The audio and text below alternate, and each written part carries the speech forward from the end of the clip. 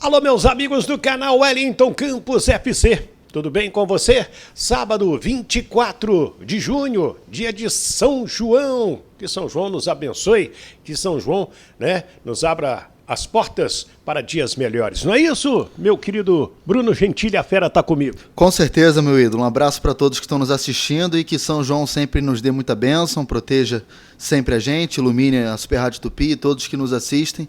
Vamos para mais uma. É isso aí, falou bonito. E vamos trazer então informações a respeito do jogo do Vasco com o Cuiabá. São Januário está interditado, né? O STJD negou o efeito ao Vasco. Vou explicar toda essa parte jurídica aí, já que a gente milita muito no STJD. Passei o dia todo correndo atrás da informação aonde vai ser Vasco e Cuiabá. A gente já tem aí alguns caminhos. Vamos falar sobre treinador e também sobre reforços. E o Corinthians perdeu mais uma, perdeu para o Atlético Paranaense e a sua torcida utilizou sinalizadores. O jogo ficou paralisado. Corinthians já perdeu o mando de campo recentemente por cânticos homofóbicos. Será que o Corinthians é o próximo time a ter problemas no STJD, como Santos e Vasco da Gama? Tudo isso nós vamos trazer já para você, mas antes peço para se inscrever nas nossas redes sociais, no Twitter, no Instagram, os endereços estão passando aí, e também se você não é inscrito no nosso canal, por favor, se inscreva, não paga rigorosamente nada, dá o joinha, faz um joinha aí, isso, esse aí que esse é o like, o joinha é importantíssimo, porque o YouTube entende que o nosso trabalho é bacana, é importante e recomenda para muita gente também. Depois da vinheta, a gente volta trazendo muitas notícias para você. Roda a vinheta!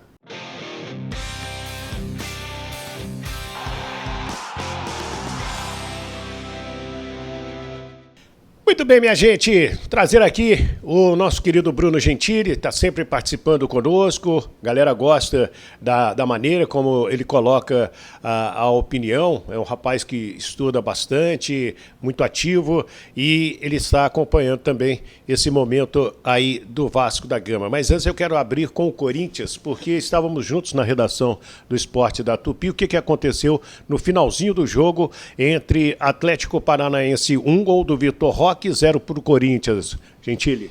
O que você chegou a citar no início do vídeo, né, Wellington? Alguns sinalizadores foram acendidos, isso não é permitido. Aliás, cenas até tristes, porque a gente vê que é algo que está acontecendo muitas vezes no Campeonato Brasileiro. É uma provocação, né? Isso, parece até uma forma de provocação, e até lembrar também que a torcida do Corinthians chegou a preparar lá toda aquela manifestação na chegada do time antes do clássico contra o Santos, jogo que também deu esse problema, né, de acendimento de rojões, jogar sinalizadores em campo, tudo que provocou a interdição lá da Vila Belmiro e os jogos com portões fechados também. Amanhã Santos e Flamengo será assim, sem torcida, e é um episódio triste, né, a gente sabe que isso ainda faz parte do futebol, não deveria fazer, e por consequência o STJD, enfim, todas as autoridades competentes acabam tendo que punir, e punir com razão.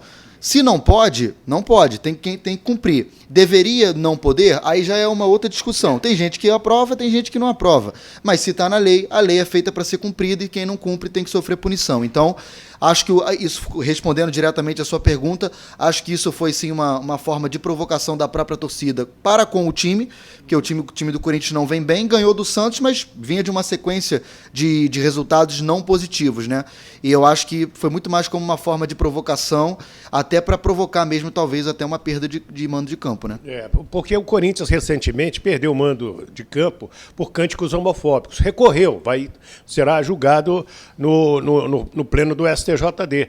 Mas uma pessoa do tribunal me contou o seguinte, que na defesa do Corinthians eles mostraram imagens do placar pedindo para que não cantassem, né? Aquela música, aquele cântico homofóbico, e quanto mais o placar pedia, mais alto eles cantavam. Então, com o intuito de prejudicar o clube no Campeonato Brasileiro. E hoje, ao meu sentir, não foi diferente. Era num setor que estava a faixa da Gaviões da Fiel, então fica fácil para o árbitro. E a torcida do Atlético até colaborou com o desespero dos corintianos, né? Foi até uma cena engraçada, porque a torcida do Atlético estava cantando e aumentando aquele frisson que fica no estádio, justamente para aumentar aquilo que os corintianos estavam cantando. E fica mais evidente porque não foi... A gente viu a cena, né? Você que está nos assistindo depois vai ter oportunidade de rever a cena que aconteceu no jogo. Não foram sinalizadores de forma esporádica. Foram vários acendidos no lugar concentrado e com muitas luzes. Então, assim, era literalmente para todo mundo ver. Era para ser um espetáculo, em tese. Perfeito. Não foi um ali e outro lá. Não, foram vários, foram dezenas, se não foram centenas. Isso. Por que eu estou trazendo tudo isso, gente? Porque o Santos sofreu a punição, que ele já se referiu, amanhã joga com o Flamengo de portões fechados. É um ano político lá no Santos também, viu? Tem eleição no Santos. E aí, na quinta-feira, deu no que deu lá em São Januário, que a gente já falou. E o Vasco, então, na quinta-feira, na sexta-feira ontem, teve a mesma punição imposta pelo STJD, através do seu presidente, uma decisão monocrática, que depois será revista, né? Haverá o julgamento, e isso não vai demorar, se não for na semana que vem agora, será no início da próxima semana, já posso adiantar isso, e nós tivemos, então, o Vasco tendo pelo STJD que jogar durante 30 dias até o julgamento de portões fechados, sem a presença da torcida e quando visitante sem o seu torcedor. Tentou hoje à tarde, no STJD pleno, cassar essa decisão do doutor José Perdiz. Não conseguiu. Né? O doutor Feus manteve esta decisão em preventiva. E o Vasco agora está tentando, na Justiça Comum, cassar a decisão do Ministério Público, né, e do juiz da Vara de Grandes Eventos, que interditou o São Januário. Uma coisa é você jogar de portões fechados, você pode utilizar o seu estádio. A outra coisa é a interdição do estádio. E com a interdição de São Januário, o Vasco não pode jogar em São Januário. Ele tem que jogar em outro estádio. Pode ser no Maracanã? Pode. Mas só que o aluguel do Maracanã é de R$250 mil. E o prejuízo muito grande. O prejuízo a gente sabe que para você conseguir pelo menos compensar lucro com gasto no Maracanã, o estádio tem que encher bastante. No mínimo 40 mil. Exatamente. E você ainda vendeu uma carga de ingressos a um determinado preço para poder igualar toda essa receita. Tem toda uma equação, né? E é complicado mesmo. Aí li em algum lugar, não, pode jogar no Engenhão, no estádio Newton Santos. Não, John Textor, desde que chegou, falou assim, não, o Engenhão é do Botafogo, aqui só joga o Botafogo. Né? E ele tá certo, né? Não tá errado. Tapete novo, como diz a música, né? Caiu no tapetinho e já era. E eu não sou Botafogo, né? Só gosto da música. Mas o Vasco, eu acho que o Vasco tem o lado dele de pedir, mas o John Textor tem todo o direito de não aceitar. O gramado tá novo, o Botafogo tá bem. Ele não quer que o gramado se desgaste ainda mais com jogos que não são do clube, do Botafogo. Eu ouvi de botafoguenses que são supersticiosos, que a fase do Botafogo é ótima, o Botafogo não perdeu dentro do seu estádio Newton Santos, e levar esse Vasco com essa energia, né, negativa, quando não consegue ganhar de ninguém, jogar lá, também tem mais esse lado místico aí, né? A superstição é o que mais conta pro torcedor, é isso. E aí, então, qual é o caminho?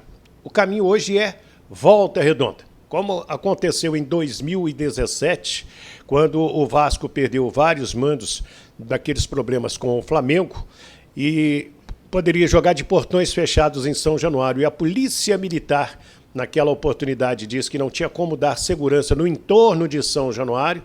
Na época, o presidente era o Eurico Miranda. Então, diversos jogos foram levados para a Volta Redonda. Hoje, neste momento que estamos fazendo esse vídeo, está sendo tudo preparado para que segunda-feira, Vasco e Cuiabá, seja no Estádio da Cidadania, em Volta Redonda. Já houve o ok do estádio, a CBF está fazendo os contatos com os clubes, com a arbitragem, com a televisão, porque é jogo da TV. Então, quando ela comunicar, todo mundo já estará avisado. É isso. Com certeza. Até porque você citou alguns estados aqui do Rio de Janeiro, né, Wellington? Acho que o caminho mais lógico, a gente até conversava ali na redação, o caminho mais lógico acaba sendo Volta Redonda, até porque é uma praça que fica dentro do estado do Rio. Óbvio, não é tão próximo como seria São Januário, mas pelo menos não tem aquele desgaste de viagem. Dá 120 quilômetros de São Januário. De ônibus, você gasta o quê? Umas 2 horinhas? Por aí, 2 horas. 2 horas e meia, se tanto. Exatamente. Se levar indo devagar. Indo devagar. E por ser ônibus, que é mais pesado que carro, se você considerar o trânsito que esses ônibus muitas vezes pegam, né, de delegação para chegar nos estados, acaba dando praticamente esse mesmo tempo, essa mesma duração de trajeto. É um campo que não é tão ruim assim como muitos aí a gente tem visto no Brasil. Eu estive lá que dia que foi? Foi quarta? Foi quarta-feira, o jogo Fluminense. O gramado estava muito bom. Então, você citou o Galo, o gramado do Mineirão... Nossa senhora, o Atlético elogiou o gramado de Volta Redonda. Exatamente. Então, assim, eu acho que para uma solução de emergencial e de rápida, de momento, eu acho que é o melhor. Óbvio, se o Textor, como você disse, que não aceitou o pedido do Vasco, se deixasse jogar no Newton Santos... O Vasco nem pediu. Ele já avisou a federação e a CBF que não aluga o estádio para isso já há algum tempo, não aluga para ninguém, então ninguém nem pede. Mas talvez se o Vasco fizesse um apelo, talvez ele até pensasse. Acho que não iria dar certo, mas seria o ideal, jogar por aqui no Rio, na cidade do Rio. Mas dadas todas as condições, o gasto que você tem que ter para jogar no Maracanã, essa questão do John Textor não liberar o Newton Santos, realmente você fica com opções escassas. Acaba sendo Volta Redonda mesmo, que dos times pequenos do Rio tem tido um gramado melhor, mais apresentável. Aí fica uma sugestão. Como seria a questão do luso brasileiro ali na ilha? Será que o Vasco não poderia tentar jogar lá? Eu acho que também seria uma opção viável. É um gramado bom, a gente entrevistou aqui na Super Rádio Tupi, inclusive, o técnico Caio Couto, da Portuguesa, recentemente. Aliás, parabéns à Portuguesa pela bela campanha. Faz uma bela campanha na Série D, líder do seu grupo. E a gente conversou com o Caio Couto e ele disse que o gramado do luso brasileiro, se não é o melhor, está no top 3 de melhores gramados do estado do Rio. Então... ficaria também uma alternativa, uma opção. E também tem a questão da segurança do entorno. Né? Que lá na Ilha do Governador realmente parece até um pouco São Januário, é tudo muito estreito, né? Volta Redonda já é mais amplo. E é mais longe, né? Isso. Não tem aquele negócio de protesto. Para o cara fazer confusão lá, vai ter que viajar. Vai ter que viajar e gasta gasolina, gasta tudo. Né? É isso aí. Bem, então está caminhando para segunda-feira, Vasco e Cuiabá, lá em Volta Redonda, o martelo ainda não foi batido. Tá? Outra coisa, vamos falar de treinador. O Vasco está procurando, sim, lógico, um novo treinador. O Vasco quer um técnico que já tenha uma boa experiência. Gostaria de que fosse um técnico estrangeiro. Falaram no Ramon, né, no Ramon Dias, é o argentino, jogou muita bola, era um baixolinha pelo lado esquerdo, é do meu tempo, não é do seu tempo. Não é do meu. Jogava demais e tem feito bons trabalhos como treinador. Falaram também aí no Rogério Ceni, é outro nome que está sendo falado, e falaram no Vojvoda, que é um argentino que faz também um trabalho muito interessante lá com Fortaleza. E aí? Eu acho que dessas opções, eu acho que chegou-se a se ventilar também o nome do Odair Helma, né? Se eu não estou enganado. Eu acho que... Só que fracassou agora lá no Santos. Foi o primeiro nome procurado na época pelo Paulo Brax. Disse não a 777. Seria isso agora, né? E além de ter fracassado no Santos, ele também passou por esse episódio lá no Santos de protesto, de intimidação. Pegaram o telefone dele, vazaram, intimidaram ele, a família. Então acho que ele não pegaria o Vasco nesse momento, porque o Vasco hoje é um clube que passa pelos mesmos problemas do Santos, financeiros, de falta de resultados, político. A gente sabe que a efervescência política no Vasco ela está sempre rondando ali e isso atrapalha nos bastidores. Mas falando especificamente dos técnicos, eu acho que de todos esses nomes que você falou, o Vojvoda não vai abandonar o projeto dele no Fortaleza. Tem multa, né? O Vasco teria que pagar também essa multa, como já está pagando a multa do Maurício Barbieri. Exatamente. Além da parte financeira, além da parte esportiva, teria a questão da multa, que a gente sabe que é difícil. A gente tem que levar em consideração a vontade de um treinador, porque ele está no Fortaleza há muito tempo, é um projeto consolidado. Vídeo Abel Ferreira no Palmeiras, que também é parecido. Já é um projeto de muitos anos. Acredito que ele não deixaria o Fortaleza agora, no meio do ano, para abraçar um outro desafio nesse momento, no meio de uma temporada. Talvez no início do ano que vem, mas por enquanto acredito que não. E o Rogério Ceni, ele tem um estilo mais propositivo de jogo. E o Vasco ainda requer de reforço, requer peças. Vão chegar reforços. O alemão está aqui, está ajudando o Paulo Brax nisso aí. Tomou até a frente do negócio. Eles vão ter que gastar, vai ter que botar a mão no bolso, vai ter que gastar mais do que eles estavam projetando para salvar o ano. E ainda tem um outro ponto. Eu acho que a definição do técnico nesse momento ela até acaba sendo mais importante do que a vinda desses reforços. Porque não adianta você contratar sem que o técnico vá utilizar aquele jogador que está vindo. A não ser que seja, claro, um jogador muito bom, que fora de contestação. Mas você contratando um treinador que já possa indicar no mercado opções que ele vai utilizar no esquema tático dele, por exemplo, vamos supor que seja o Rogério Ceni. Se ele indicar jogadores que o Vasco contrate, que ele vai se sentir mais confiável de colocar no esquema tático ali para montar o time do Vasco, é muito melhor do que um treinador novo chegar com as peças já vindas, já definidas, e ele sim ter que se adequar ao elenco e não o contrário, ele indicando jogadores para que ele possa fazer o time andar. É isso aí. Então, o treinador está passando por aí.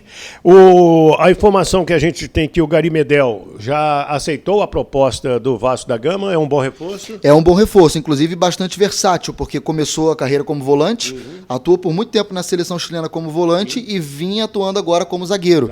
Então, sabe fazer as duas, 35 anos, mais veterano. O que pesa contra ele, acho que é a baixa estatura, né? Para um zagueiro, a gente sabe que isso é complicado, bola aérea e tudo mais. O Vasco tem sofrido muito com bola aérea, mas é um bom jogador. É um bom reforço. Só um pouco mais experiente, mas é um bom reforço, sim. O Maicon parece que também já está acertado o Serginho também, já aqui no Rio, só que eles não oficializaram para nós. O Fernando Vasco vai aceitar a proposta de 2 anos, o Lanzini ainda não respondeu.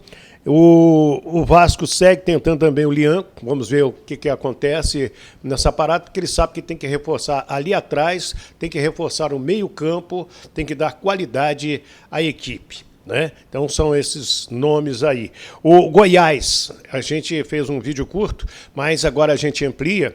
O Goiás entrou com notícia de infração contra o Vasco da Gama, pedindo punição severa ao time de São Januário, porque na quinta-feira o camarote onde estavam os dirigentes do Goiás, o Goiás nas suas redes sociais colocou fotos, né, os caras escondidos quase que debaixo da cadeira para não serem agredidos, foram ameaçados e o Goiás pediu providências ao STJD de punição de multa e de perda de mando de campo para o Vasco da Gama. Por que o Goiás está apagando o fogo com gasolina aditivada? Porque o Goiás, nesse momento, briga com o Vasco na parte de baixo da tabela, só isso. Era isso que eu ia dizer. Ele está se aproveitando, e até com razão, porque o que aconteceu realmente é muito sério. A gente viu, sim, além disso que você citou, né, da comissão técnica, da direção do Goiás, dos jogadores subirem ali e ficarem escondidos, alguns próprios torcedores do Vasco também fizeram isso para se refugiar e não serem atingidos por nenhum tipo de confusão. Muitos até por medo. Isso, por medo também, assim, para se proteger de fato, no sentido literal da palavra. Então, mas tem razão. Se aconteceu, tem que ser punido. E foi o que você falou, aproveitar que é um adversário direto na briga para fugir da zona de rebaixamento e tentar prejudicar o Vasco nesse sentido, de não vai jogar no seu estádio, se jogar, joga sem torcida. E aí, se bem que... Já está com moral baixa. Já está com moral baixa, a confiança lá embaixo. E se bem que eu vi muita gente falando que, não sei se você concorda e não sei se quem está nos assistindo também concorda, que nesse momento até seria melhor para o Vasco jogar em São Januário sem torcida, que aliviaria a pressão dos jogos em casa, né? Mas é um outro debate, né? É isso aí. Gente, opina, por favor. Aliás, deixa eu agradecer os comentários que foram feitos no nosso vídeo com o Cristiano Santos, né? Eu tenho um carinho muito grande pelo Vasco. Eu tenho um respeito muito grande e me emocionei lá em São Januário, na jornada, porque tem muita gente que torce contra, só porque é ano político. Deixa eu avisar uma coisa para a moçada. Para quem acha que se entrar fulano ou ciclano como presidente, sem citar nomes aqui, vai voltar ao que era, vai acabar com a SAF, não tem como. O Vasco já virou uma SAF. Se você não gosta desta SAF, arrume dinheiro, compre as ações e você será dono do futebol do Vasco da Gama. Eu não estou provocando ninguém. Na prática é isso. Eu estou falando bobagem, não? Não, tá certo. Se virou SAF, o único jeito de você mudar alguma coisa é você obtendo a SAF, mas SAF não tem como deixar de ser, né? Você não gosta do dono da padaria, você vai lá e compra a padaria do cara. Você vai lá e compra e vira seu empreendimento. A padaria fica sua, é igual Cruzeiro SAF, Botafogo SAF, Vasco SAF, Bahia SAF, Curitiba SAF.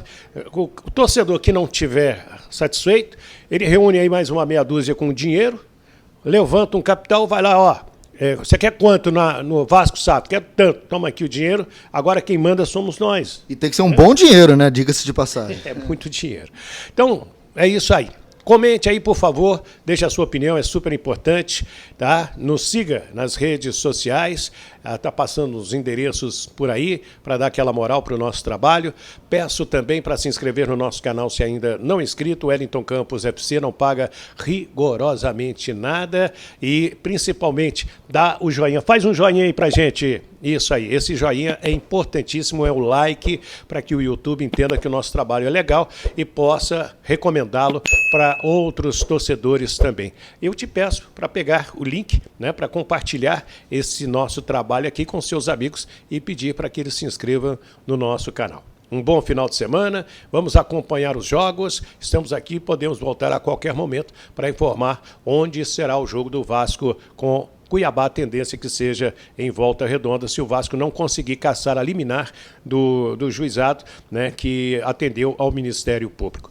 Meu ídolo, mais uma vez, obrigado. Mais uma vez, muito obrigado, meu ídolo. Um abraço a todos que nos assistiram e vamos em frente que a caminhada é longa. É isso aí.